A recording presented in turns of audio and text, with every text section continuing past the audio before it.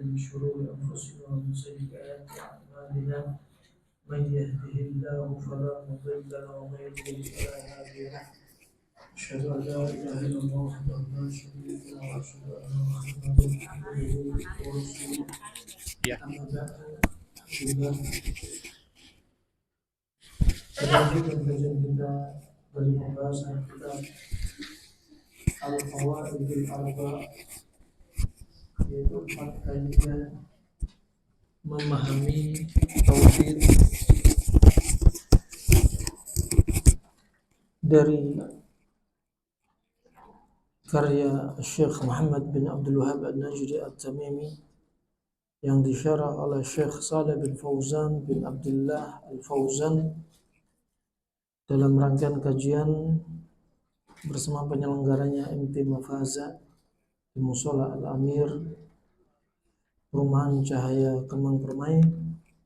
Kita lanjutkan materi kita dengan tema kali ini, manusia diciptakan hanya untuk menyembah Allah Subhanahu wa Ta'ala. Adapun pada buku Anda bisa lihat pada halaman 26, sebagaimana penulis dari buku ini berkata, فَإِذَا عَرَفْتَ أَنَّ اللَّهَ خَلَقَكَ لِعِبَادَتِهِ فَاعْلَمْ أَنَّ الْعِبَادَةَ لَا تُسَمَّى عِبَادَةً إِلَّا مَعَ التَّوْحِيدِ كما أن الصلاة لا تسمى صلاة إلا مع الطهارة فإذا دخل الشرك في العبادة فسدت كالحدث إذا دخل في الطهارة. Apabila Anda telah mengetahui bahwa Allah menciptakan Anda untuk beribadah kepadanya, maka ketahuilah bahwa peribadatan itu, yaitu ibadah itu, segala wujud ibadah tidaklah dinamakan ibadah kecuali jika disertai tauhid.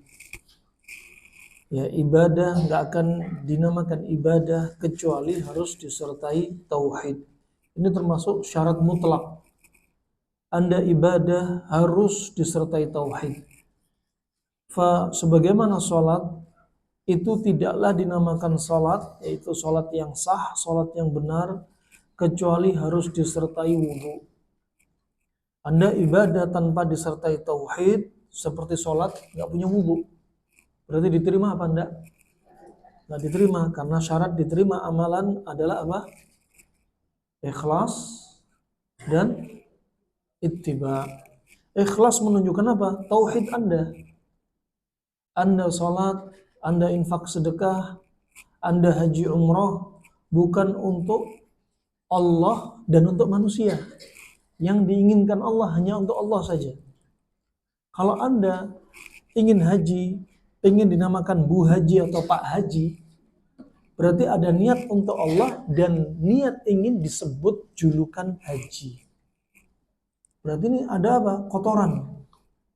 Kotoran dalam niat, ad-daran, wasakh, sampah-sampah dalam niat. Makanya nggak boleh. Makanya rukun syahadat yang pertama apa? Rukun Islam yang pertama apa? Syahadat. Asyhadu an la ilaha illallah. Biar apa? Anda memanifestasikan tauhid. Anda memanifestasikan, mewujudkan tauhid, dan Anda melazimkan diri Anda meninggalkan semua kesyirikan. Ada tauhid, ada lawannya. Lawan tauhid apa? Syirik. Dan a'dhamu adz-dzulm asy-syirik. Dan kezaliman yang paling agung adalah syirik. Wa a'dalul adl at-tauhid. Dan keadilan yang paling adil, lawan dari zalim adalah apa? Tauhid. Adalah tauhid. Makanya Anda bertauhid untuk apa? Menafikan dari diri Anda segala wujud kesyirikan. Anda kalau sudah syahadat asyhadu an la ilaha illallah wa asyhadu anna Muhammadar Rasulullah, yang mu'allaf, yang tadinya non muslim jadi mu'allaf, masuk Islam. Yang Anda dari kecil memang sudah dibekali syahadat. Tapi jangan dibilang, jangan dipikir syahadat ini nggak akan pernah punah. Akan ada saatnya orang yang sudah syahadat batal. Lain halnya dengan orang-orang yang berpikiran menyimpang. Mereka mengira orang yang sudah syahadat gak akan pernah merasakan api neraka. Orang yang sudah syahadat gak akan pernah disiksa oleh Allah. Ya, orang yang sudah syahadat gak akan keluar dari Islam. Ini pemikiran menyimpang. Ya, orang sudah syahadat, ada saatnya syahadat dia batal. Ada kesyirikan yang sampai mengeluarkan dari Islam. Ada kemaksiatan yang sampai mengeluarkan dia dari Islam. Ada keyakinan yang sampai mengeluarkan dia dari Islam. Ya, maka syahadat ini batal. Dan masuklah nanti ada pembekalan kitab-kitab setelah dibaca ini dengan kitab yang judulnya Nawaqidul Islam. Pembatal-pembatal keislaman seseorang.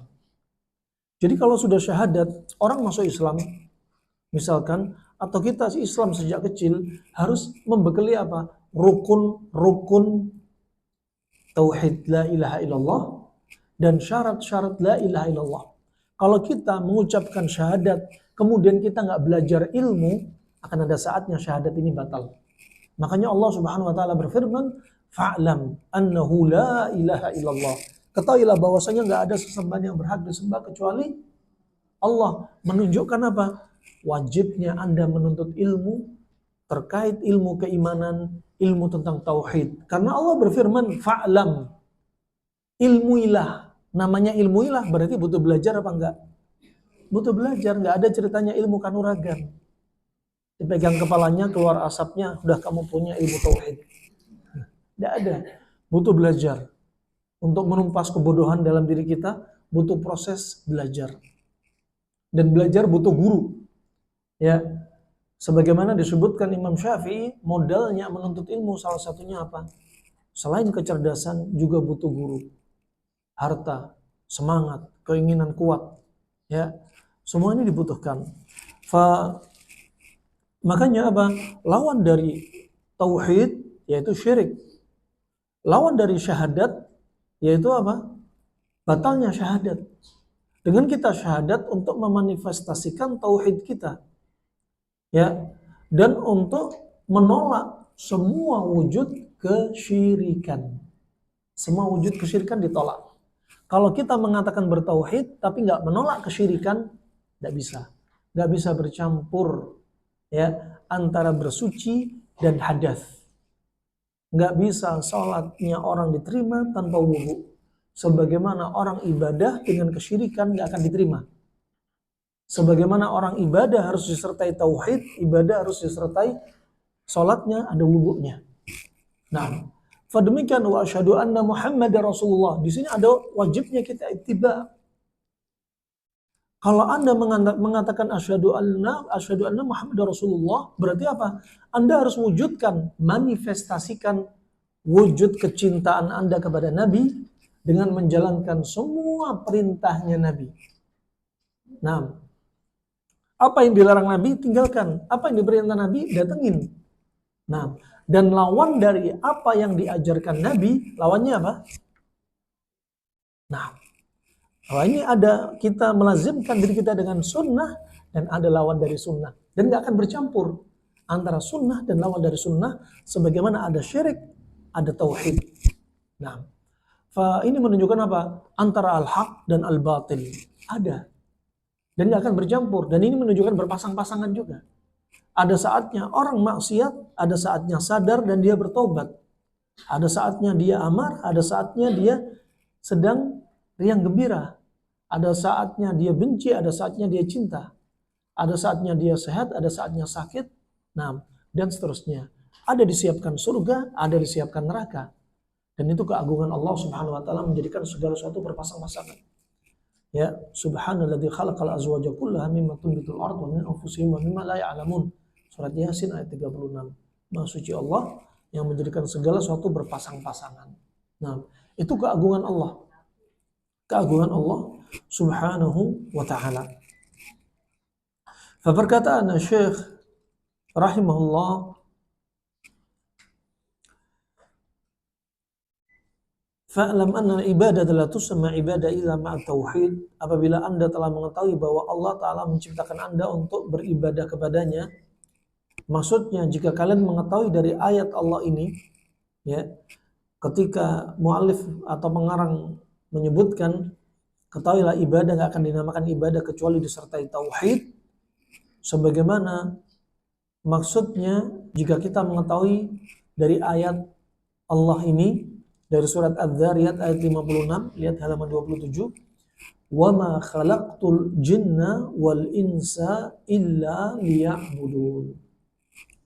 Anda perhatikan, dan aku tidak menciptakan jin dan manusia melainkan supaya mereka beribadah kepadaku.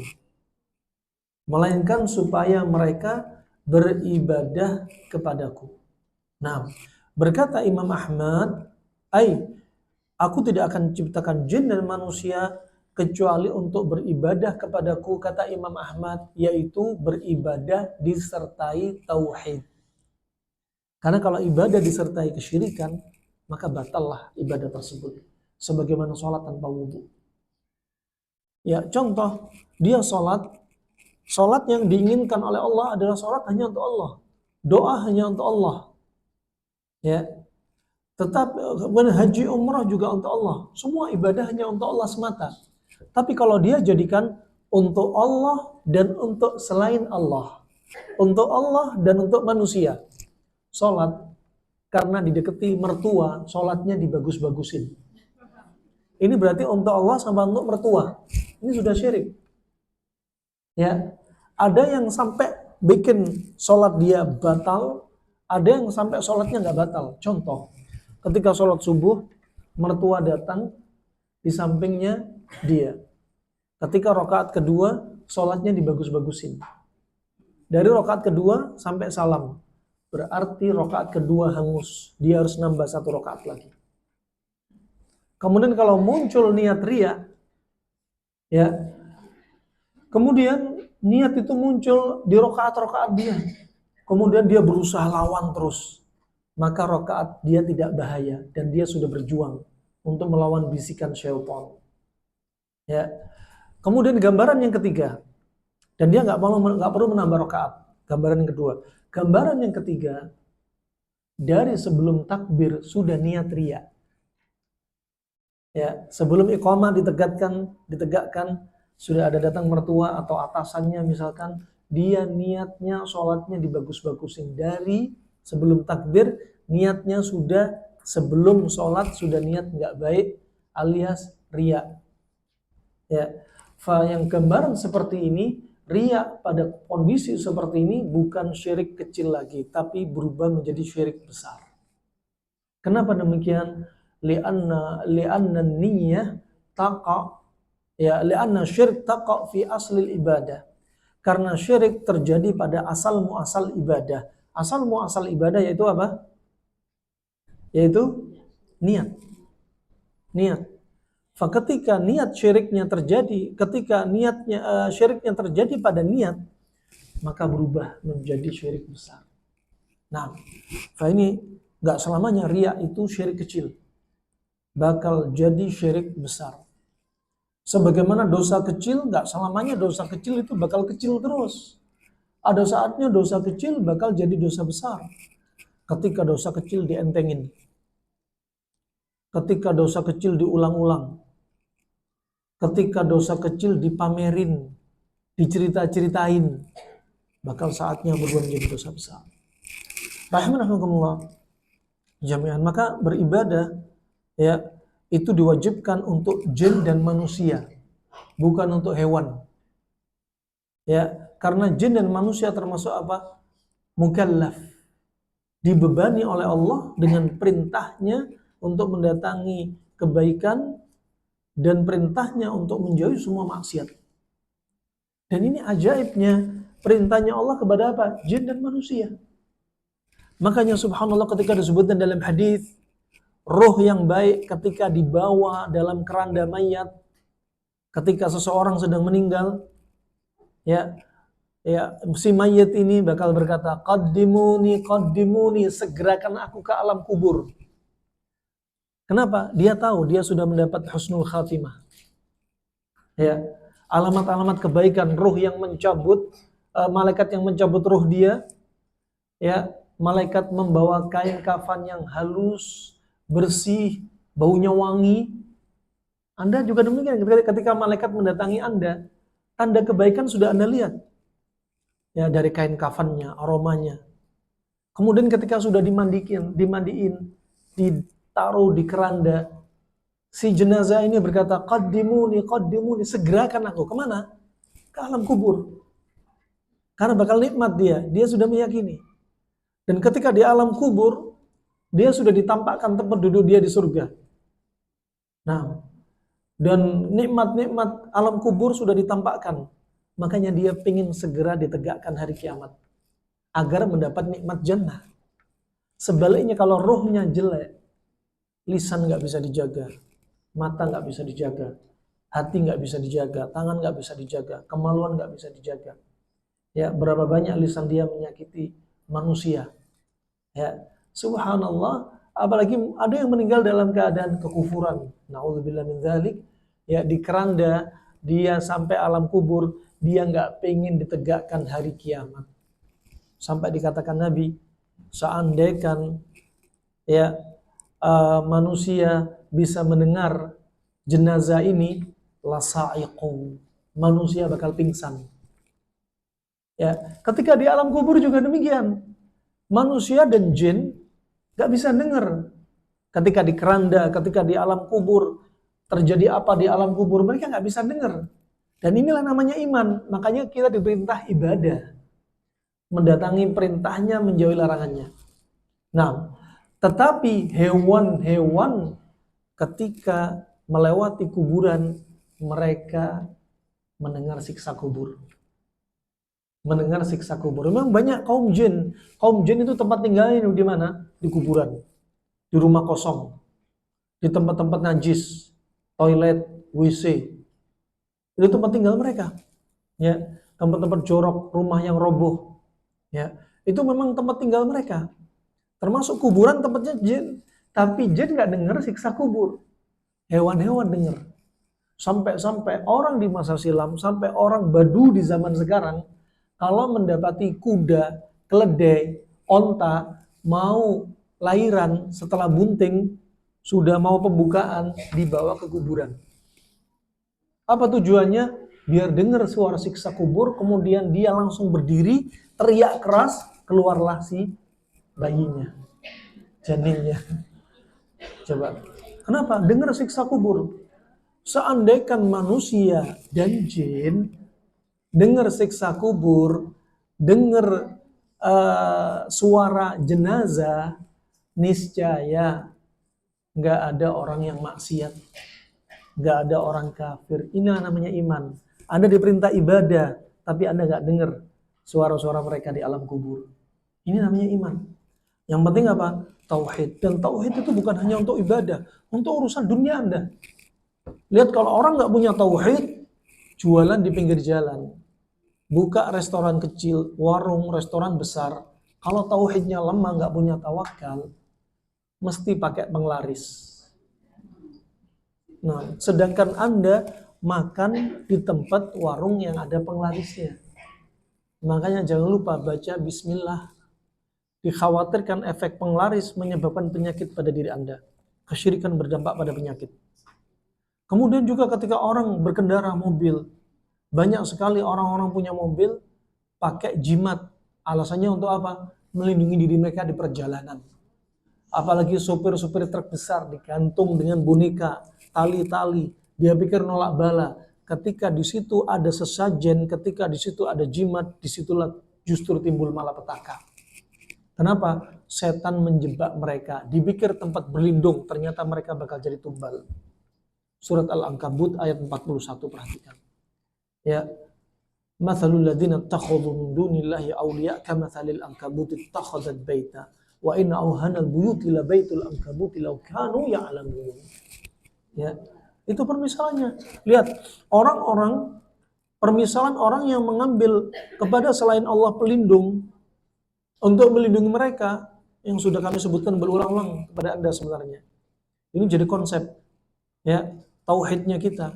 Kalau kita menyandarkan hati kita kepada selain Allah, kepada makhluk hidup yang masih hidup atau yang sudah meninggal kuburan atau kepada jin, hakikatnya kita mengambil tempat berlindung sebagaimana laba-laba berlindung di rumahnya. Dan rumah yang paling lemah adalah rumahnya laba-laba. Allah yang sebutkan, Allah membocorkan berita dari semua makhluknya, rumah yang paling lemah adalah rumahnya laba-laba. Gak bisa melindungi dari panas, dari dingin, dari hujan, dari gangguan-gangguan hewan yang lain. Gak bisa. Ya, bahkan disebutkan ahli hewan, ya, orang yang yaitu hewan laba-laba ini kekerabatannya sangat lemah. Ya, bahkan laba-laba ini si pejantannya ya untuk kawin dengan betinanya harus nyiapin rumah. Setelah si betina bunting, si pejantan dibunuh sama si betina alias istrinya sendiri. Setelah si betina punya anak, anak-anaknya bunuh ibunya sendiri. Nah, jadi rumahnya lemah, penghuninya lemah. Kalau Anda ambil pelindung kepada selain Allah, seperti rumah laba-laba, rumahnya lemah dan setan bakal nyerang Anda sendiri. Paham maksudnya? Orang yang pakai sesajen penolak bala di kolam renang bakal ada orang tenggelam justru di situ. Ketika di perempatan jalan, kalau orang Jawa punya keyakinan malam Jumat Legi, ditaruh di perempatan jalan bunga, justru di situ bakal jadi ada tumbal yang banyak. Nah, di jalan-jalan tol Anda lihat tol Cipali, kenapa sering kecelakaan? Sudah ada tumbal di situ. Mereka berlindung kepada selain Allah dan subhanallah justru diserang sama kaum syaitan. Seperti kakek moyang kita, kalau ada muamalah sama jin dan kakek moyang ini sudah meninggal, berarti jinnya layaknya binatang buas, sudah nggak ada lagi yang ngasih makan, jinnya bakal keluar dari kandang mencari tumbal dari anak dan cucu si kakek tadi.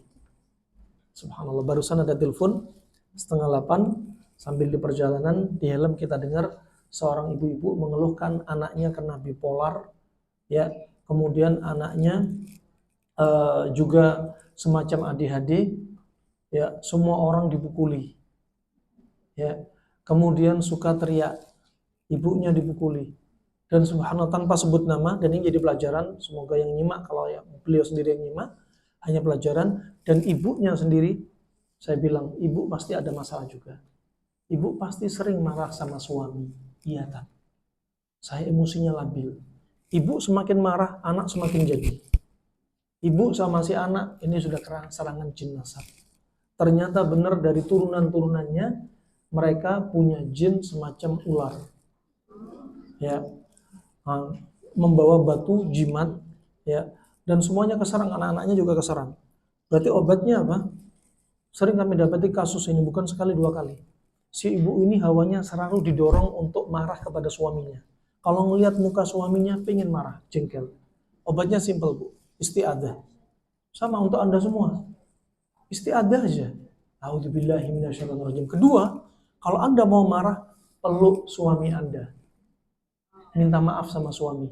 Subhanallah, ini ibu-ibu yang sakit. Apa kata mereka? Demi Allah, setelah saya peluk suami, dengar teriakan dari dalam hati saya, apa? Langsung teriakan menangis dengan keras. Gak pengen dia meluk suaminya. Dan dia melawan syahwatnya. Makanya tauhid ini penting. Bukan hanya untuk agama, untuk Anda hidup di dunia, perlu tauhid. Nah, kalau Anda sudah diserang jin, tauhidnya lemah, jadi manusia takut, kamar mandi takut, ya, di rumah sendiri takut, seperti melihat satu berkelebat di rumah, dibisikin sesuatu. Dan kami dapati juga kasus-kasus yang sudah ditempeli jin seperti ini. Kemarin juga dapat kasus, ya, si seorang bapak ini cerita adiknya perempuan ini pengen melakukan kegiatan lesbi. Sudah sekamar bareng terus dan mencurigakan suara-suaranya. Yang kami dapati di Surabaya, ada seorang pemuda sudah menikah, usia 24 tahun, kena HIV. Ya, setelah itu kami tanya, ternyata ada bisikan kuat. Dan dia sama LGBT. Nah, ini subhanallah, ini nggak bisa dientengin. Makanya ketika tauhid Anda kuat, serangan mereka semakin lemah. Inna kaida syaitani kana dha'ifa. Sesungguhnya apa? Makarnya setan itu sangat lemah. Ketika kapan? Ada yang menafsirkan ini ayat ini dulu ketika hidup di zaman Nabi. Makarnya setan lemah. Ada yang mengatakan makar setan lemah ketika kapan? Tauhid Anda kuat. Ketika iman Anda kuat, ketaatan Anda kuat, Anda menjauh dari maksiat, Anda banyak zikir, banyak baca Al-Quran, banyak sholat. Anda ketika lemes, malas ibadah, Anda lawan. Saat itu makar setan jadi lemah. Ya, kemudian ada yang menafsirkan makar setan lemah, kenapa? Hanya berwujud was-was. Kalau dia berhadapan dengan Anda, dia lemah sebenarnya. Bisa Anda cekek, bisa Anda pukul, bisa Anda tusuk dengan pisau, dia bisa mati. Tapi lemahnya dari sisi apa? Was-was. Kalau Anda mengikuti was-wasnya, Anda bakal lemah. Ya, seperti orang kena was-was, GERD, bipolar, halusinasi, paranoid, ya, sudah Anda dikuasai. Kalau Anda ikutin, Anda tamat jadi. Nah, ini rahmatullah, makanya belajar ilmu tauhid penting. Ya, untuk segala lini, segala bidang kehidupan Anda butuh yang namanya tauhid. Anda ibu rumah tangga, butuh tauhid. Ketika sedang ekonomi terpuruk, butuh tauhid. Ya, ketika ada masalah suami istri, butuh tauhid. Orang tauhidnya kuat, nggak ada cerita yang curhat di medsos. Tengkar suami istri disebutkan kejelekan suami di medsos, nggak ada. Anda tauhidnya kuat, lihat ketika orang sedih, tauhidnya kuat, apa yang dibaca? Seperti Nabi Yunus di dalam perutnya ikan paus, la ilaha illa anta subhanaka inni kuntu minadh dhalimin. Kalau Anda lihat doa-doa kesedihan, semua isinya tauhid. Hadis dihasankan Syekh Albani, Allahumma rahmataka arju, wa la takilni ila nafsi tarfata ainin, wa aslih li sya'ni kulla la ilaha illa anta. Ketika Anda sedih, Anda baca apa? Ya Allah, rahmatmu aku harapkan. Jangan biarkan diriku, ya Allah, sekejap mata pun. Perbaiki semua urusanku, ya Allah. Gak ada sesembahan yang berhak disembah kecuali Engkau. Coba. Anda sedih bukan curhat. Anda sedih kembali kepada Allah. Ya. Anda sedih iman dengan qada dan qadar. Ya, kataballahu maqadir al-khalaiq qabla bi 50 alf sanah qabla khalqis samawati wal ardh. Ya, Allah sudah mencatat takdir ya sebelum diciptakan langit dan bumi 50.000 tahun. Kalau sudah Anda dapat ini, tauhidnya kuat. Ini takdir Allah. Dapat musibah, qaddarallahu wa ma syafa'al. Inna lillahi wa inna ilaihi rajiun. Allahumma ajirni fi musibati wa akhlif li khairan minha. Coba. Dia meyakini semua keburukan pasti ada kebaikan di balik itu. Nah, takdir buruk hanya di mata Anda, sudut pandang mata Anda yang pendek. Tapi kalau Anda melihat sudut panjang, semua kebaikan yang diinginkan Allah Subhanahu wa taala. Kemudian berkata muallif, sedang kalian adalah pensyarah yaitu Syekh Shalal Fauzan, sedang kalian adalah dari kalangan manusia sehingga masuk dalam ayat ini. Kita manusia dan jin masuk ayat ini. Makanya kita nggak bisa dengar bagaimana suara jenazah, bagaimana suara alam kubur, kita nggak dengar. Yang dengar hewan. Nah, jin dan manusia diperintah ibadah. Kalau kita bakal dengar nanti apa? Bakal kita nggak ada yang bermaksiat kepada Allah, bakal takut kepada Allah. Tapi namanya iman, inilah iman, kita diperintah oleh Allah, ya oleh Rasulnya, ya, dan kita nggak mendengar suara mereka di alam kubur. Dan kalian telah mengetahui bahwa Allah Azza wa Jalla, Allah Subhanahu wa taala tidaklah mencipta kalian kemudian dibiarkan begitu saja.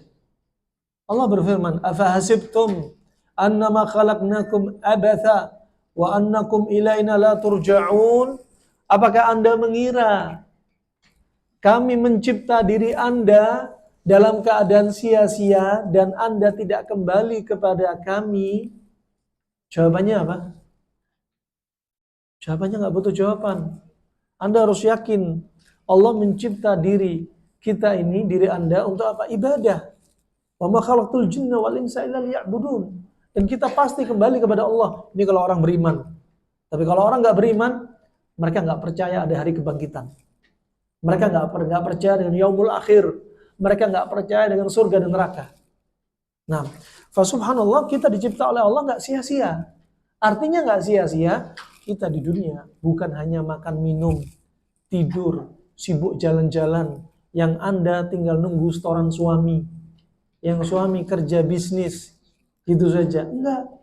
Tapi apa? Anda dituntut ibadah. Anda dapat setoran dari suami, nafkah, ya Anda harus sabar sama dia ketika saatnya mereka berbuat zalim. Nah, fa subhanallah, disinilah ibadah. Anda bukan ketika ada masalah, dari manapun masalahnya, bukan Anda lampiaskan amarah Anda, bukan ibadah Anda, tahan. Laisa syadid bisar'ah, walakin syadid liman yamlik nafsahu lil ghadab. Bukan orang yang kuat, istri yang kuat, istri yang mencecar suaminya, bukan. Tapi istri yang sejati adalah menahan dirinya ketika amarah. Laki-laki juga demikian. Nah, ini apa? Ketika kita tahu kalau Allah, kalau Rasulullah, subhanallah, hidup di muka bumi aman. Ya. Anda juga mendidik anak perlu tauhid, didik anak tauhid. Ya, Anda naruh anak di boarding school, di pondok. Tetap yang dihisap Anda bukan bapak ibu gurunya. Bapak ibu guru sesuai dengan kewajibannya yang sudah ditakar. Tapi yang dihisap Anda. Ya, pendidikan di sekolah itu sepertiga sebenarnya. 2/3-nya pendidikan Anda kepada anak-anak. Makanya kalau bapak ibu nggak tahu tauhid, ya didik anak, nakut-nakutin anak, nakut-nakutin sama setan. Bapaknya malas nemeni anak di luar, awas di luar ada setan. Ini aliran menyesatkan ini. Didik anak dengan tauhid. Jangan kasih HP ngeliat film misteri, jangan. Didik anak dengan tauhid. Sekali lagi kita dicipta nggak sia-sia, tapi ibadah. Didik anak ibadah, suami didik istri ibadah, istri melayani suami juga ibadah, bahkan badannya sedekah. Istri, si wanita menjaga rumahnya ibadah, si wanita menjaga kehormatannya ibadah, menjaga amanah ibadah, menahan dirinya dari amarah ibadah, semua ibadah. Nah, makanya kita diperintah oleh Allah apa? Beribadah dan gak sia-sia. Semuanya ada kebaikan pada diri Anda. Sedihnya Anda, kebaikan untuk gugurin dosa Anda. Ma min hammin wala ghammin wala huznin wala adza wala wasabin wala nasabin illa kafarallahu anhu al-khataya. Ya, tidaklah rasa sedih, gundah gulana, rasa sakit, rasa capek yang Anda rasakan sebagai ibu rumah tangga, semua itu gugurin dosa Anda. Coba, tauhidnya kuat, semua dinilai ibadah. Nah, bahkan urusan dunia nilai ibadah. Urusan makan, asal hukumnya makan apa? Mubah, wajib, apa boleh, apa haram, apa makruh? Boleh. Anda niatkan, saya makan biar saya kuat menjalani sebagai ibu rumah tangga. Melayani suami biar kuat. Mendidik anak biar kuat. Jadi nilai ibadah. Perkara dunia jadi ibadah. Gara-gara apa? Niat dan ilmu Anda. Makanya beda. Ibu-ibu punya ilmu sama nggak punya ilmu beda. Nah, hal yastawi alladziina ya'lamuuna wal ladziina la ya'lamuun? Apakah sama orang punya ilmu sama orang nggak punya ilmu? Nggak sama. Dan nggak butuh dijawab oleh Anda. Jawabannya jelas nggak sama. Begitu juga apakah sama orang berjalan di muka bumi dengan tauhid dan orang nggak punya tauhid? Nggak sama. Lihat orang yang berjalan di muka bumi ketika dikasih cobaan musim pandemi kemarin. Ketika tawakalnya hancur. Kata Ibnu Qayyim dalam Tariqatul Hijratain disebutkan ya bahwasanya beliau sebutkan tawakal, kondisinya tawakal apa? Kara'as fil jasad, seperti kepala bagi tubuh ini. Tawakal itu seperti kepala. Kalau kita berjalan di muka bumi tanpa tawakal, seperti kita berjalan tanpa kepala. Seperti mayat hidup. Makanya kalau orang tawakalnya kuat, bismillah, kencang jalan. Dan tawakal ini apa? Mengiringi tauhid. Kemudian rahimakumullah jami'an, Allah menciptakan segala sesuatu apa? Sekali lagi nggak sia-sia. Dalam urusan ibadah, ya kita dicipta oleh Allah untuk apa? Untuk urusan ibadah. Bukan untuk ngabis-ngabisin duit, sibuk rekreasi, sibuk ngopi, bukan, tapi ibadah. Berikutnya, ini urusan agama. Urusan dunia juga demikian. Anda jangan bilang Allah menciptakan usus buntu kita sia-sia. Allah menciptakan empedu, kalau kena batu ginjal buang saja karena dia sia-sia, gak ada fungsinya. 1 jengkal organ pun, 1 senti, 1 milimeter itu pun Allah ciptakan tubuh kita juga gak sia-sia. Nah, semuanya punya fungsi. Kenapa? Karena kesempurnaan Allah Subhanahu wa taala menjadikan segala sesuatu dengan hikmah. Dan tidak pula sekedar untuk makan dan minum semata, tidak pula Anda hidup di dunia ini untuk bersenang-senang dan bersukaria. Jadi bukan untuk itu semua Allah mencipta Anda, akan tetapi Allah mencipta Anda agar Anda beribadah kepadanya. Allah menundukkan bagi Anda segala yang ada di dunia tidak lain adalah dalam rangka agar Anda menggunakannya untuk beribadah kepada Allah. Ya, Allah jadikan untuk Anda di zaman dahulu ada hewan, tunggangan. Di zaman sekarang ada kendaraan. Gunakan untuk ibadah. Kendaraan untuk Anda mendatangi ketaatan Allah dari kajian-kajian. Kenapa? Kendaraan banyak tapi nggak dipakai, bakal dihisap.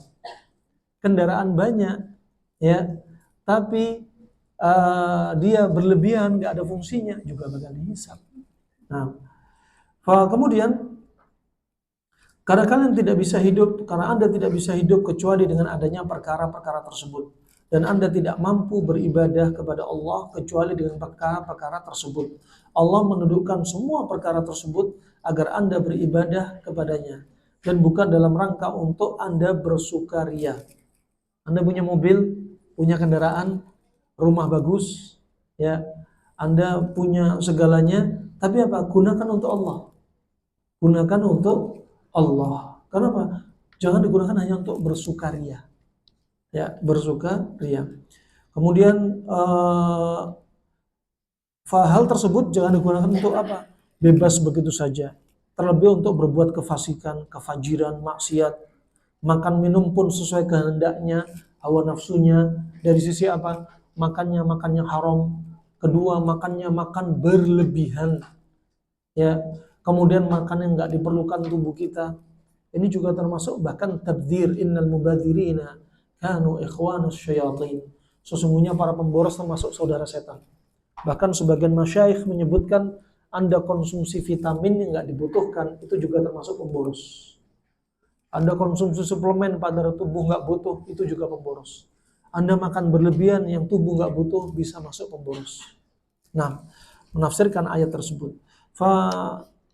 Makanya makanan yang kita makan ketika kita nggak banyak makan justru ibadah kita semakin kuat.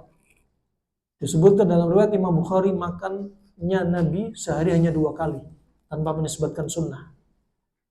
Dan Imam Nawawi menyebutkan makan itu ya jangan sampai kenyang jadi rutinitas, hukumnya makruh. Kalau sesekali tak mengapa. Nah, karena kata Imam Syafi'i, Imam Al-Ghazali, Ibnu Qayyim, As-Suyuti, ketika kita nggak banyak makan, hati kita pun iman kita jadi kuat. Kita rajin ibadah, nggak malas, nggak berat untuk menggerakkan tubuh ini untuk mendatangi semua ketaatannya. Sebaliknya ketika kita banyak makan, hati bakal keras. Kalau hati keras, bakal banyak berbuat maksiat. Kalau hati keras, bakal gampang menjadi orang yang amarah, menguasai diri dia. Kalau hati keras, dia bakal susah mendengarkan nasihat. Nah, ini masih efek makanan. Nah, dia juga membuat hati berpenyakit.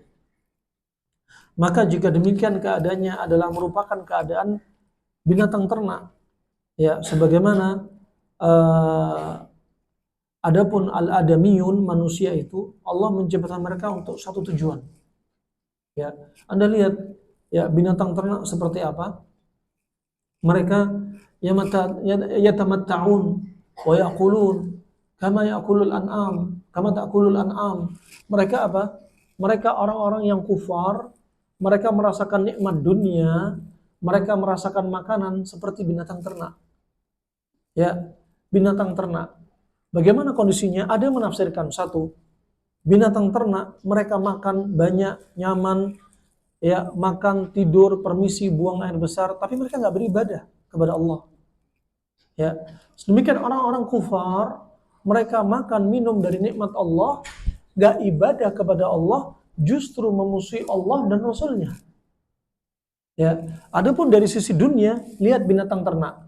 Kalau disebutkan dalam Al-Quran, ya binatang ternak itu nggak luput dari 3 hewan, onta, kambing, sapi. Lihat contohnya sapi. Sapi ketika melihat padang rumput savana hijau, ya, dia bakal ngunyah makan terus padahal perutnya sudah buncit. Sedangkan umat Islam jangan kayak binatang ternak. Ya, jangan nafsu membuncitkan perut.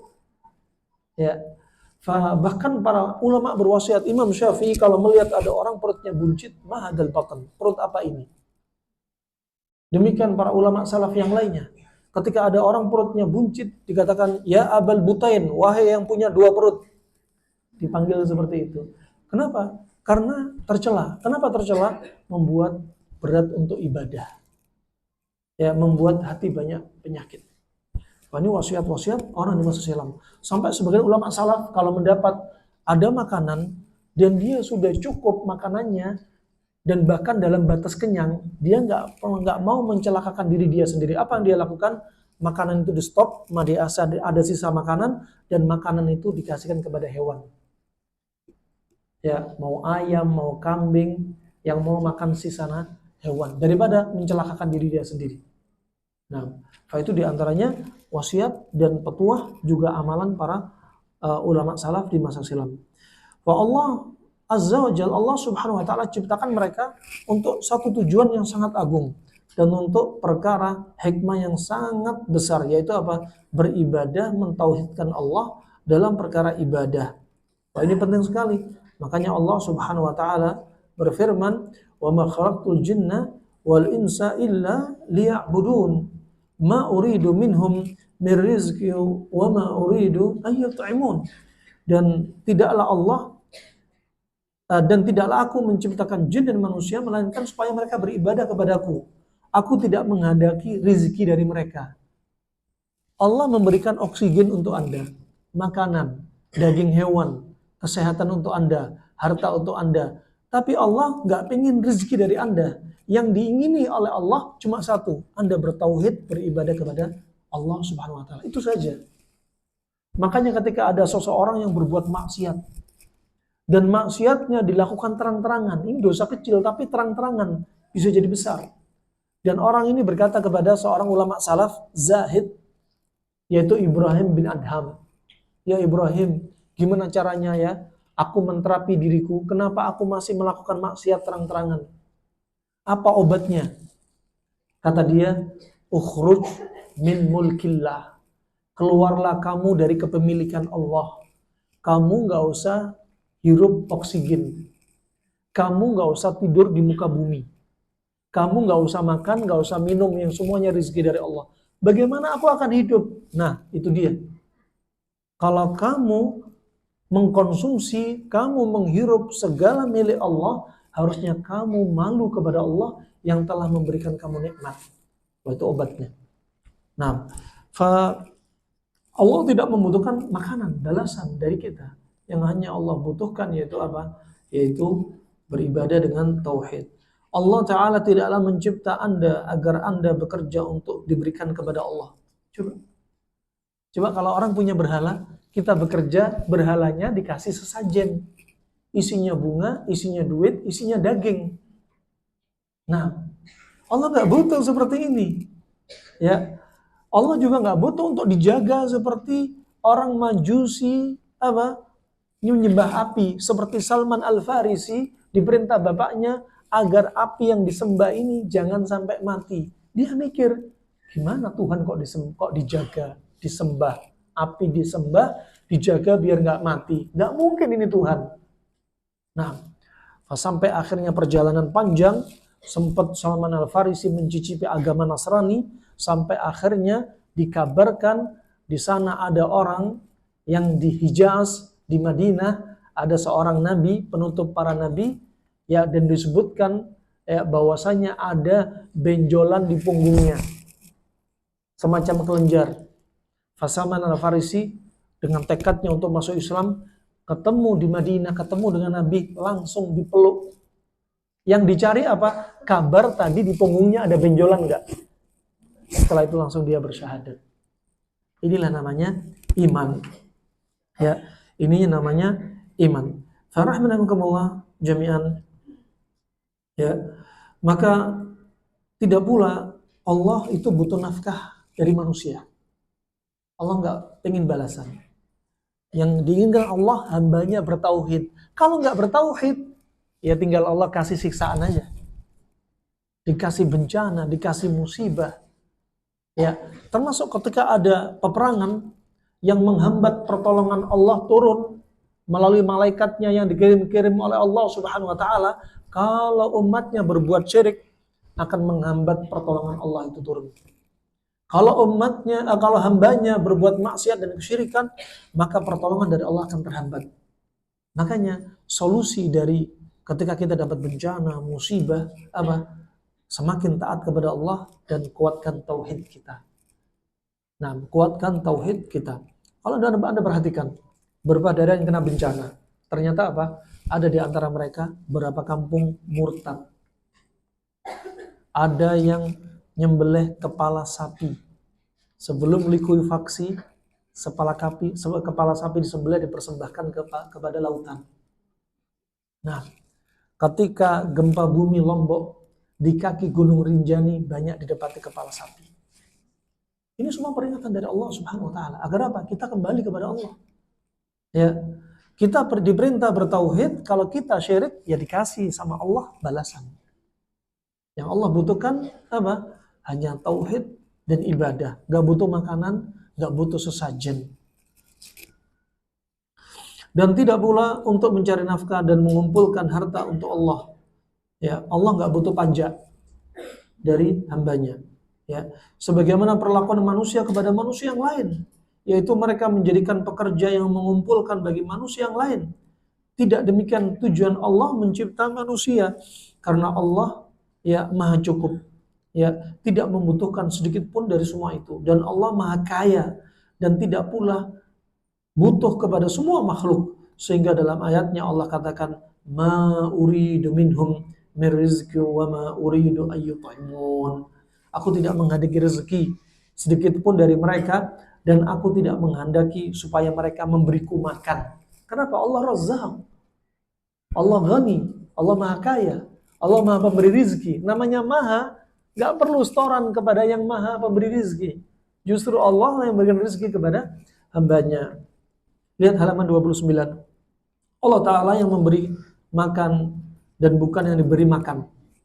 Ya, Allah lah yang memberi makan dan Allah nggak perlu diberi makan.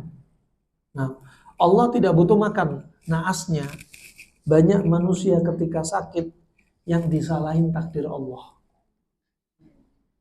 Ketika kena stroke, semua ini takdir Allah. Gara-gara takdir Allah saya kena stroke. Lah yang makan santan siapa?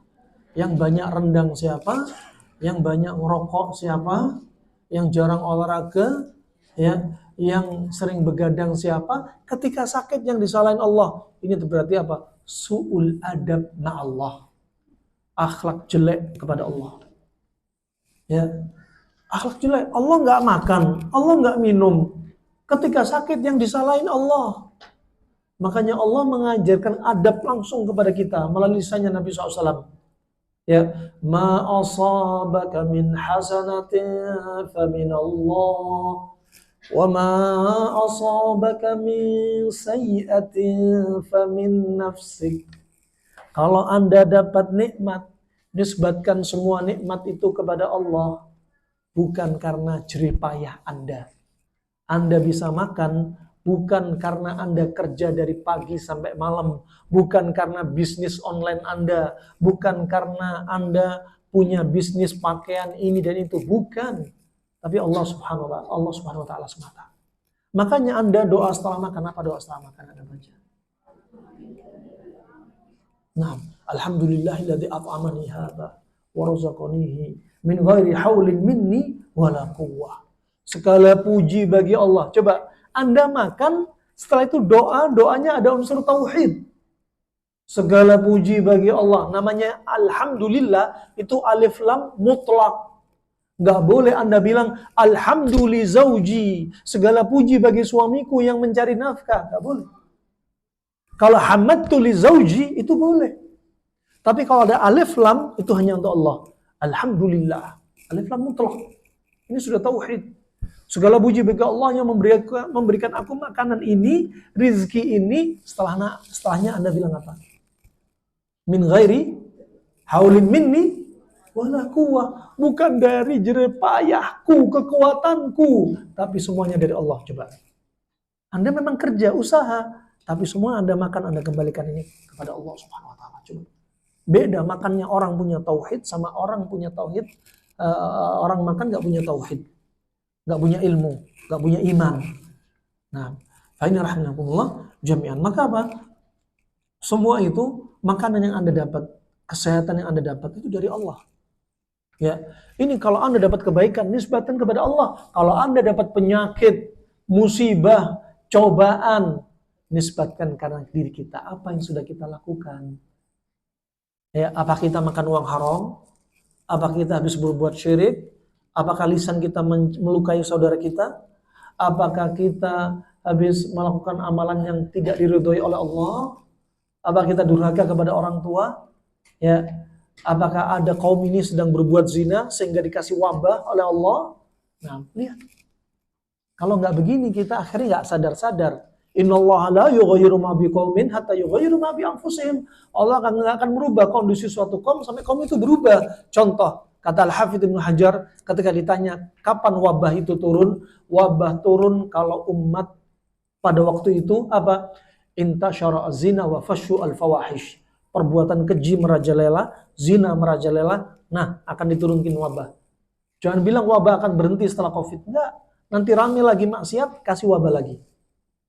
Sampai kapan wabah diangkat? Kalau umat itu sudah berubah. Nah, ini rahimakumullah jami'an. Jadi semua kembali kepada Allah. Kalau dapat keburukan nisbatan kepada diri kita. Kalau kebaikan nisbatan kepada Allah. Makanya Nabi 3 hari sebelum wafatnya Nabi berwasiat, la yamutanna ahadukum illa wa huwa yuhsinu dhann bi rabbih. Janganlah Anda semua meninggal kecuali selalu berbaik sangka kepada Allah. Kita yang makan, kalau kita sakit ya karena kita. Kita yang berbuat dosa dikasih penyakit ya gara-gara kita. Nah, penyakit bisa karena dosa, bisa karena makanan, bisa karena lifestyle, gak tidur, sering begadang. Adapun Allah, innallaha la yanam wa la yanbaghi an yanam. Hadits Abu Musa Al-Asy'ari. Allah itu gak tidur dan gak pantas bagi Allah untuk tidur. Anda mau nyontoh Allah gak tidur, Anda bakal sakit. 2 hari Anda gak tidur, diajak ngobrol bakal ngelek. Kurang oksigen otak. Adapun para nabi dan rasul, Nabi berkata kepada ibunda Aisyah, ummatul mukminin, ya Aisyah, inna aynai tanaman wa qalbi ma yanam. Wahai Aisyah, kedua mataku tertutup, tapi hatiku nggak akan tidur, siap menerima wahyu. Sedangkan kita, mata tidur, hati tidur. Itulah kita. Kalau kita nggak tidur, kita bakal sakit. Nah, kalau orang sering begadang, kolesterol naik, asam urat naik, tensi naik, emosi besoknya labil. Ini manusia. Nah, ini contohnya rahmatullah. Maka kembali kepada Allah, semuanya butuh tauhid. Allah tidak butuh makan. Allah Ta'ala maha kaya dengan zatnya. Dengan zatnya Allah Ta'ala tidak membutuhkan peribadatan kalian. Ya, kalau seandainya yaitu peribadatan berupa memberikan makan kepada Allah. Kalau seandainya semua manusia itu kufur, maka tidak mengurangi sedikit pun kekuasaan Allah. Kalau manusia kufur, atau misalkan satu kaum itu kufur, gak beribadah kepada Allah, Allah juga gak butuh mereka. Allah gak maksa. Kalau kufur, bagaimana cara Allah? Dihabisin, disirnakan, diganti kaum yang lebih taat. Nah, jadi kita yang butuh Allah. Jangan pikir Allah butuh kita. Ya Allah, aku sudah doa lama, kau gak kabulkan. Ya sudah kalau gitu. Bukan. Ini gak punya adab. Ya, termasuk doa yang gak diterima oleh Allah. Pertama, doa memutuskan silaturahmi. Doa yang tergesa-gesa. Gak akan diterima di sisi Allah Subhanahu wa ta'ala. Kemudian doa yang ada unsur maksiat dan kedoliman. Gak akan dikabulkan oleh Allah Subhanahu wa ta'ala. Akan tetapi kalianlah yang senantiasa membutuhkan Allah Ta'ala. Dan kalianlah yang senantiasa butuh untuk beribadah kepadanya. Termasuk dari rahmat Allah, yaitu Allah Ta'ala memerintahkan Anda untuk beribadah kepadanya. Untuk kemaslahatan Anda sendiri. Anda beribadah kepada Allah untuk siapa? Kebaikan Anda, bukan untuk kebaikan Allah. Samsek, bukan untuk kebaikan Allah. Untuk kebaikan Anda. Anda nggak ibadah, coba. Anda nggak baca Al-Quran. Ya. Itu kejelekan untuk Anda. Padahal Allah berfirman, "Ala bidzikrillahi tatma'innul qulub." Bukankah dengan zikir kepada Allah hati Anda bakal tenang? Anda dapat masalah, tambah dengerin musik, tambah diserang sama setan. Allah Subhanahu wa taala berfirman, "Wa may ya'shu 'an dzikrir rahman nuqayyid lahu syaitanan fa huwa lahu qarin." Barang siapa yang berpaling dari zikrul rahman itu Al-Qur'an. Berpaling dari Al-Quran, imam berpaling gak beriman, atau berpaling artinya Al-Quran gak pernah dibaca. Maka apa lazimnya? Setan bakal menyerang Anda. Kalau setan menyerang Anda, ada di antara Anda emosinya labil. Ada di antara Anda diserang kena penyakit rahim. Ada di antara manusia kena kanker tiroid, hipertiroid. Diserang sama setan. Dan setan jadi teman dia. Padahal Allah berfirman, "Inna syaitana lakum adu, fattakhidhuhu aduwa." Setan bagi Anda musuh, jadikan musuh, jangan jadikan teman. Jadi baca Al-Quran terus, biar nggak jadi teman setan. Kalau kita jauh dari Al-Quran, setan bakal nyerang kita. Jadi teman kita, na'udzubillah. Anda lihat, ujung-ujungnya, orang-orang yang sering sedih, sering dendam, lihat, ada nggak ikatan batin yang sedang lemah antara dia dengan Allah? Nah, ternyata ujung-ujungnya dia sedang lemah dengan Allah. Dia jauh dari Al-Quran, jauh dari sholat yang khusyuk. Nah, jauh dari apa? Zikir-zikir. Sebab apabila Anda mau beribadah kepadanya, niscaya Allah Ta'ala akan memuliakan Anda dengan balasan dan pahala. Kalau Anda baca Al-Quran, Anda tenang. Kalau Anda duduk di majelis ilmu, apa? Allah akan turunkan ketenangan pada hati Anda. Di antara rizki dari menuntut ilmu apa? Allah berikan kepada hati kita ketenangan. Ya, dengar qala Allah, qala Rasulullah. Makanya kajian itu bukan isinya ketawa-ketawa, ngekek. Ya, pengen diketawain jamaahnya, bukan. Justru apa? Ad-duhuk qatal. Orang yang banyak ketawa itu membunuh. Nah, Nabi juga bersabda, kathratud dhahik yumitul qulub. Tumitul qulub. Orang yang bikin banyak ketawa, hatinya bakal mati. Oh, dibantah sama mereka. Salah, Tan.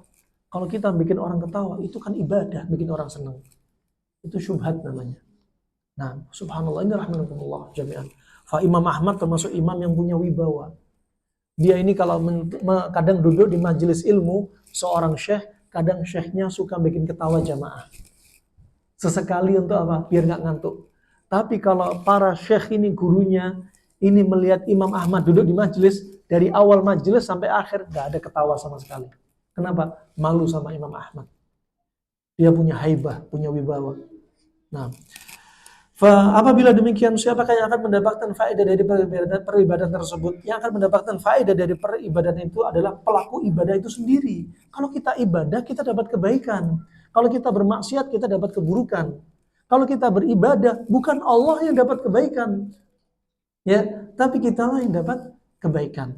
Nah, kalau kita justru meninggalkan kebaikan, meninggalkan semua peribadatan, Allah akan timpakan kepada orang tersebut imma wabah, imma penyakit, imma bencana, ya. Nah, yang Allah inginkan, nah itu sebagai apa? Penggugur dosa mereka.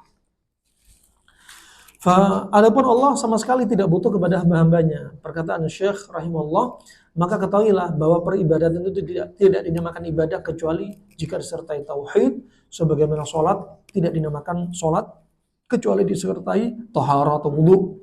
Jika Anda telah mengetahui bahwa sesungguhnya Allah menciptakan Anda agar Anda beribadah padanya, maka peribadatan itu tidaklah sah dan diridhai oleh Allah Ta'ala kecuali jika terpenuhi di dua syarat, yaitu apa? Ikhlas karena Allah dan mutaba'ah. Dari dua syarat ini disebutkan dalam kitab Tajridut Tauhid.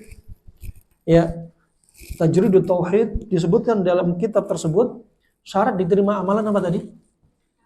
Ikhlas dan mutaba'ah, mengikuti apa yang Nabi ajarkan. Ini syarat mutlak. Salah satu nggak didatengin, batal. Salah satu nggak didatengin, batal. Demikian pula Fudail bin Iyad, ya, dan yang selainnya mengatakan ini menunjukkan apa? Syarat diterima amalan di antaranya surat Al-Mulk ayat yang kedua, ya, itu menunjukkan ketika disebutkan ahsanu amala, ayyukum ahsanu amala. Di antaranya amalan yang paling baik adalah akhlasukum wa aswabukum. Amalan Anda yang paling ikhlas, amalan Anda yang paling mencocoki amalan Nabi. Kalau sekarang amalan ini syaratnya terbagi menjadi dua, berarti manusia dibagi menjadi 4. Terkait diterima dan tidak diterimanya amalan. Yang pertama, orang yang beramal ikhlas dan sesuai bimbingan Nabi, mutaba'ah, ittiba, diterima apa enggak? Diterima apa enggak? Diterima apa enggak? Diterima. Jenis manusia yang kedua, ikhlas tapi enggak ittiba, diterima apa enggak? Diterima apa enggak? Tidak diterima. Karena dari hadis Nabi sendiri, dari Ibunda Aisyah ummahatul mukminin riwayat Imam Bukhari, Imam Muslim, yang sudah berwasiat, man amila amalan laisa min amrina fahu raddun. Barang siapa melakukan amalan tidak diajarkan dari kami, maka tertolak. Tapi kadang ada orang kalau sombong, ciri-ciri orang sombong kalau dinasihatin, dia marah. Kalau dinasihatin, taman jatuhin si penasehat. Karena sombong itu apa? Batarul haq wa ghamtun nas. Menolak al-haq dan merendahkan manusia. Ketika dinasihatin bilang apa? Sok kamu kayak Allah saja, masa saya beramal kayak gini ditolak? Tahu dari mana kamu? Tahu dari Hong Kong? Ya, tahu dari Sumedang? Ya ini padahal syariat sudah beritahu seperti ini. Kalau amalan nggak ikhlas ditolak. Kalau amalan nggak sesuai bimbingan Nabi ya ditolak. Man ahdatsa fi amrina hadza, disebut dalam riwayat Imam Muslim. Barang siapa membuat amalan ibadah yang baru, yang dibikin-bikin, yang nggak diajarin Nabi. Artinya apa? Yang nggak diajarin Nabi dari sisi agama, bukan dunia. Jawab lagi, loh kalau kamu pengen kayak gitu, kalau kamu seperti zaman Nabi, mending kamu nggak usah pakai mobil, pakai onta. Di ruangan kalau kajian nggak usah pakai AC, kipas, nggak ada di zaman Nabi. Nggak usah pakai HP, live, nggak ada. Ini dunia mas. Yang dimaukan Nabi itu agama, jangan diperbarui. Ya, Nabi sudah menyebutkan firman Allah, ya, al-yauma akmaltu lakum dinakum, sudah sempurna, jangan ditambah, jangan dikurangi. Jenis manusia yang ketiga, dia sudah ikhlas, sudah mencocoki amalannya yang diajarkan Nabi, tapi nggak ikhlas. Diterima apa enggak? Nggak diterima juga. Ya, Nabi memang bersabda, "Shallu kama ra'aitumuni usolli." Salatlah Anda sebagaimana Anda melihat saya salat. Berarti salatnya kita harus seperti salatnya Nabi. Utsman bin Affan berkata, "Hakadha mimma ra'aitu wudu'an Nabi sallallahu alaihi wasallam." Demikianlah aku melihat cara wudunya Nabi. Wudunya kita juga harus seperti wudunya Nabi. Ketika haji dan umrah, Nabi juga bersabda, "Khudhu anni manasikakum." Ambil dariku cara bermanasik. Kalau kita manasik haji umrah enggak sesuai bimbingan Nabi, walaupun ikhlas, ya enggak diterima ibadah haji dan umrahnya. Nah, jenis manusia yang keempat kira-kira apa? Sudah tidak ikhlas, nggak sesuai sunnah lagi. Ini manusia yang paling jelek katanya. Nah, itu insyaallah rahimakumullah jami'an. Ya, sisanya Anda bisa lihat ya, dan lihat halaman terakhir, halaman 32. Atiullaha wa atiur rasul wa ulil amri minkum. Ya, surat An-Nisa ayat 59. Di sini menunjukkan taatnya kita kepada Allah, taatnya kita kepada Rasul adalah taat yang mutlak. Artinya mutlak jangan ditawar. Atiullah wa atiur Rasul. Tapi kenapa ketika di akhir ayat ini atau di tengah ayat ini dari yang disebutkan di sini, wa ulil amri minkum, dan taatilah pemimpin. Kenapa nggak ada kalimat, nggak ada kata wa atiu ulil amri minkum? Rahasianya apa? Taat kepada pemimpin itu taat nisbi. Apa artinya taat nisbi? Kalau pemimpin menganjurkan kepada kita untuk berbuat maksiat, kita nggak mau taat. Tapi kalau pemimpin memerintah kita kepada sesuatu yang tidak menyelisih syariat, kita taat kepadanya. Nah, kalau pemimpin memerintah kedzaliman, kita nggak taat kepada dia, nggak memenuhi jawaban dia, tapi bukan berarti kita keluar dari ketaatannya. Artinya kita di negeri kita Indonesia ada presiden kita Muslim, ya, Pak Prabowo jelas presiden Muslim. Kalau misalkan ada presiden memerintahkan kepada keburukan, kemaksiatan, kita nggak usah lakukan maksiat yang dia perintah. Tapi kita nggak boleh keluar dari kepemerintahannya. Atau memberontak, nggak boleh. Kalau kita memberontak dari pemerintahan Islam yang sah, ya, maka apa yang terjadi? Bangkainya akan seperti orang yang meninggal ketika memberontak, seperti bangkai jahiliyah. Seperti pemberontak, maka nggak boleh. Ya, nggak boleh. Nah, kalau kita pun menasihati pemimpin ada caranya. Caranya apa? Falyakhud biyadih, ambil tangannya, diam-diam nasihatin dia, atau kirim surat, tanpa harus di medsos, tanpa harus di dunia nyata, tanpa harus di mimbar, di tulisan-tulisan. Ya, Anda ini apa? Diwasiatkan Nabi, termasuk apa? Urusan demo. Seperti demo kemarin, demo yang membawa banyak malapetaka. Banyak membawa malapetaka. Syekh Ibnu Utsaimin berkata sebelum wafatnya, tunjukkan padaku negara demokrasi dan yang menjatuhkan pemimpin sebelumnya, setelahnya kondisinya semakin baik. Tunjukkan kepadaku. Tidak ada.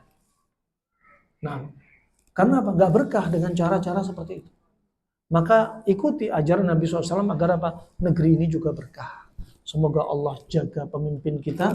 Semoga Allah berikan hidayah dan petunjuk. Ya, dan semoga Allah perbaiki urusan Islam dan Muslimin. Wallahu a'lam bishawab. Itu saja bisa kami sampaikan. Mungkin ada sisa waktu untuk pertanyaan, silahkan.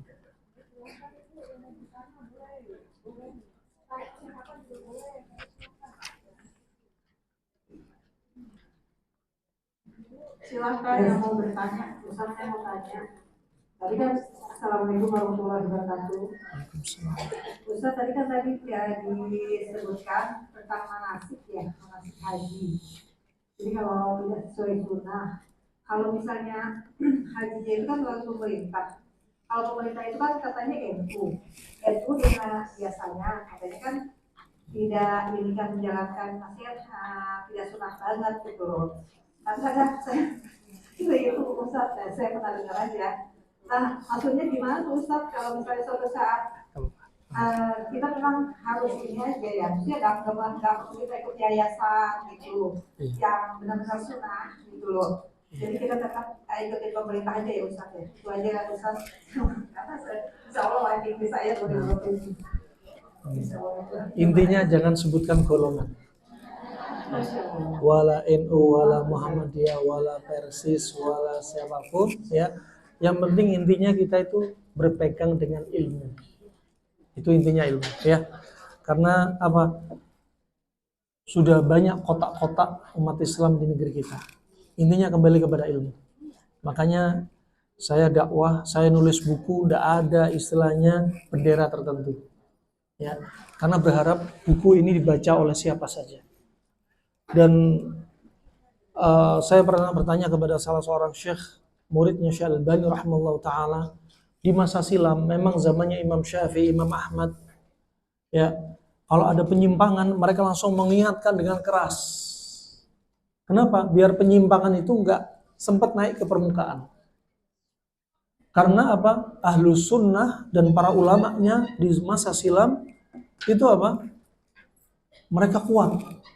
Sedangkan di zaman kita, zaman yang banyak perpecahan, jadi dakwahnya harus lebih lembut. Ya, lebih lembut. Apalagi negeri kita, negeri yang gampang suka main perasaan. Ya, Anda tahu nggak masuk Islamnya Indonesia caranya bagaimana? Ada peperangan nggak? Nggak ada. Islam masuk melalui saudagar dari Hadramaut. Dan mereka orangnya lembut-lembut. Ya, ketika masuk ke negeri kita, ketemu dengan orang Indonesia yang rata-rata waktu itu masih Hindu. Akhlak lembut ketemu lembut.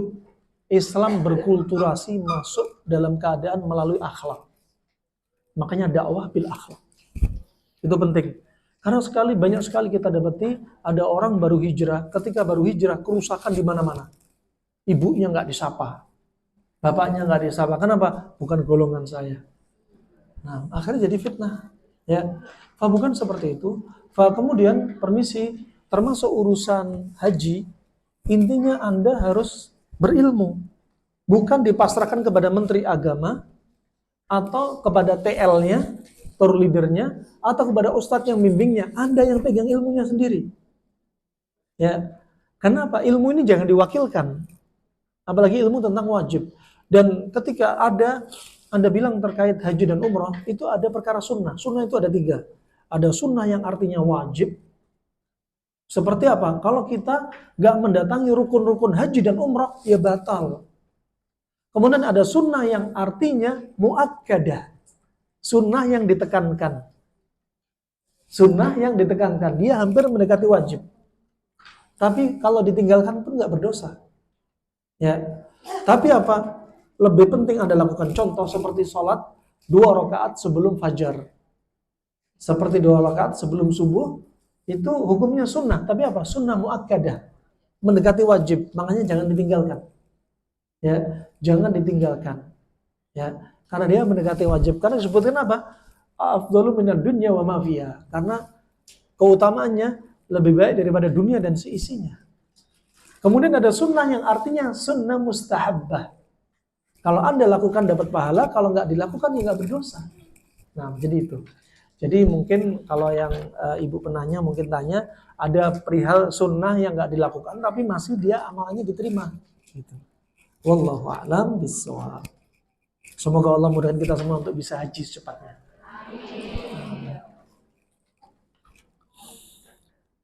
Ada yang lagi pertanyaan?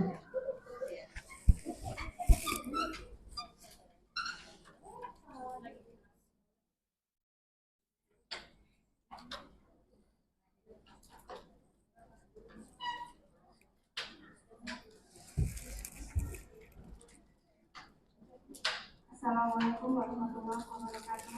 Waalaikumsalam warahmatullahi wabarakatuh. Saya ingin menanyakan tentang atiullah wa atiur rasul wa ulil amri minkum.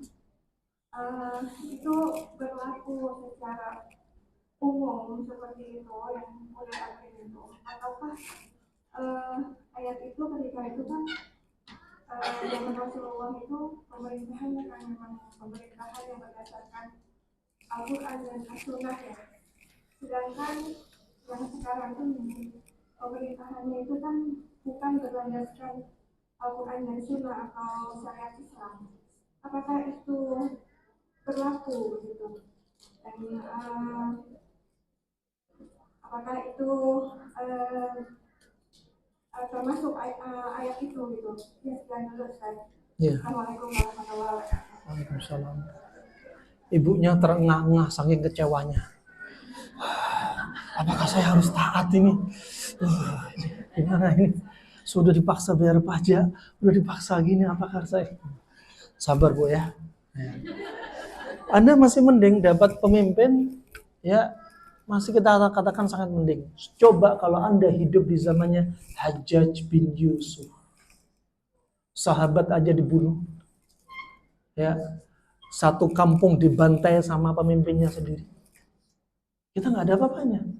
Sampai para sahabat ada yang khilaf. Hajjaj sudah keluar dari Islam. Tapi mayoritas ulama berpendapat, para sahabat mengatakan Hajjaj bin Yusuf tetap Islam, tapi dia pemimpin yang zalim. Dan tetap harus taat. Sempat ada orang yang sempat mau keluar dari ketaatannya, akhirnya rujuk kembali. Makanya Anda masih mending. Sampai disebutkan Nabi, nanti akan keluar pemimpin. Disebutkan rambutnya keriting, mukanya, penampakannya jelek, dah pokoknya kulitnya hitam dan lain sebagainya. Dan pemimpin ini akan mukul punggung Anda, mengambil harta Anda. Apa kata Nabi? Kita disuruh sabar. Apakah dia sedang bimbingan Allah dan Rasulnya? Enggak. Tapi apa? Anda harus sabar. Benar. Sabar itu di lisan. Berat bagi yang berat, ringan yang bagi Allah berikan taufik sabar untuk taat kepada pemimpin kepada mereka. Seandainya kita ini gak diajarkan sunnah Nabi, mungkin kami bakal jadi orang pertama yang akan memberontak kepada pemimpin. Tapi kami bukan seperti demikian. Nyulut api rokok aja takut, apalagi nyulut bom. Ya. Kita takut sama kepada Allah pertama. Dan ajaran Allah dan Rasulnya kita taat sama pemimpin. Walaupun zalim, tetap sabar. Jangan celah, jangan maki. Anda yang terdolimi, rakyat yang terdolimi, berapa rakyat Indonesia berapa? Dan Doanya orang yang terdolimi dengan Allah itu nggak ada hijab. Doa Anda kepada Allah nggak ada pembatas. Kalau Anda terdolimi doa keburukan untuk pemimpin, pemimpin bakal kena malapetaka. Tapi kalau pemimpin jadi buruk, keburukan itu balik kepada rakyat. Tapi kalau Anda doa kebaikan, nggak ada hijab ketika Anda terdolimi, tapi doa Anda justru baik kepada pemimpin, pemimpin jadi baik, kebaikan balik kepada Anda. Coba akidahnya Ahlussunnah. Nah, demikian. Jadi jangan terprovokasi. Anda lihat pelaku-pelaku demo siapa sebenarnya? Ternyata provokatornya ketahuan di CCTV. Ternyata pelakunya udah jelas. Bukan mahasiswa. Ternyata orangnya jelas. Ya, ternyata suruhan ini dan suruhan itu. Suruhan partai, suruhan George Soros Yahudi, yang suruhan orang dalam negeri, musuh politik. Jelas banget. Ketika mulai korupsi sudah diberantas, ini presiden terancam. Kenapa? Karena sudah mendarah daging korupsinya ini. Makanya doakan kebaikan untuk pemimpin kita. Doakan kebaikan untuk pemimpin kita. Kita lihat kalau pemimpin kita nggak butuh harta, dia lebih adil. Tapi kalau pemimpin mau memperkaya diri, dikuras tuh. Semuanya jadi menteri, jadi wakil presiden, jadi sebagainya ya. Ketika apa? Ketika ada keinginan pribadi. Makanya apa? Kita doakan semua pemimpin kita agar dapat taufik. Dan Imam Ahmad, Fudail bin Iyad, mereka berkata, seandainya aku punya satu doa yang mujarab, maka orang yang kudoakan dengan kebaikan dengan satu doa ini adalah yang pertama adalah pemimpinku. Nah, insya Allah itu ya Ibu ya. Jadi Anda harus banyak belajar sejarah, bagaimana kisah-kisah orang di masa silam, bagaimana wasiat Nabi untuk sabar dengan pemimpin. Ya, alhamdulillah ya, dan jangan lupa doakan kebaikan selalu untuk pemimpin kita dan kebaikan untuk Islam dan Muslimin. Mari satu lagi. Waalaikumsalam warahmatullahi wabarakatuh. Ya.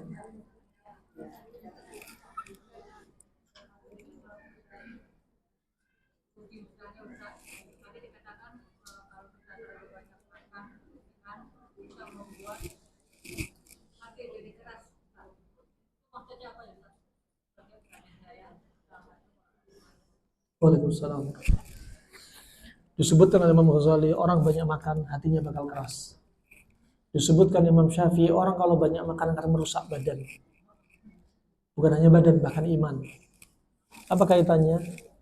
Kata Ibnu Qayyim, kalau kita kebanyakan makan, sering makan sampai kenyang dan berlebihan, maka organ tubuh kita bakal didorong untuk berbuat maksiat lebih gampang. Bakal dibikin berat untuk mendatangi ketaatan Allah.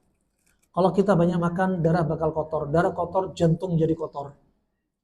Dan Anda ketahui, ketika darah kita kotor, setan bakal senang dengan darah tersebut. Nabi SAW bersabda, Inna syaitana yajri min ibni Adam majrad dam. Sesungguhnya setan berkeliaran di tubuh manusia melalui peredaran darah. Kalau darah sudah kotor, setan bakal senang. Anda lihat ketika adzan berkumandang, setan lari kemana? Tempat-tempat najis, tempat-tempat jorok. Sama kalau darah kita kotor, setan bakal sembunyi di darah kita. Nah, juga diantaranya ketika darah kotor, setan akan menguasai diri dia. Makanya ada diantaranya, ya dikabarkan Nabi untuk kita makan jangan membiasakan sampai kenyang. Ya, jangan membiasakan selalu sampai kenyang. Nah, ketika ada seorang sahabat yang sendawa dengan keras 3 kali, Nabi bersabda, "Uqfuf anna jusha'ak." Cegah sendawa kamu dari kami. Fa inna aktsaran nasi syaba'an fid dunya atwaluhum ju'an yaumal qiyamah. Karena orang yang makan sering sampai kenyang di dunia, nanti di hari kiamat di padang mahsyar yang satu harinya itu 50.000 tahun, dia akan mengalami lapar yang paling panjang. Karena kebanyakan makan di dunia. Makanya ada syariat puasa, ada juga jangan makan sampai kenyang. Insya Allah itu saja bisa kami sampaikan. Semoga bermanfaat untuk kita semua. Ya, semoga Allah sembuhkan orang sakit di antara kita, keluarga kita, dan semoga Allah jadikan pemimpin kita sebaik-baik pemimpin untuk rakyatnya, dan semoga Allah hancurkan orang-orang yang punya makar di negeri ini, dan semoga Allah istiqomahkan kita di atas al-haq. Allah wafatkan kita dalam keadaan husnul khatimah. Amin ya rabbal alamin. Wabillahi taufiq wal hidayah. Subhanakallahumma bihamdik asyhadu an la ilaha illa anta astaghfiruka wa atubu ilaik. Wassalamualaikum warahmatullahi wabarakatuh.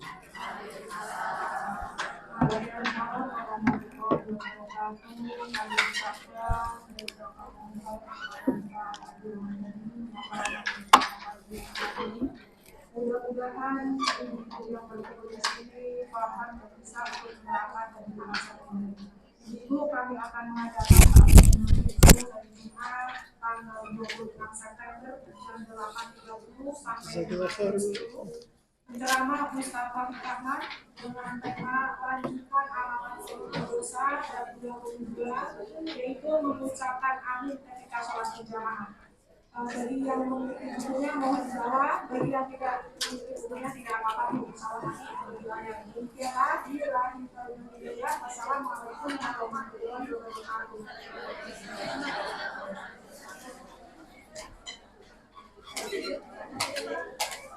Sebenarnya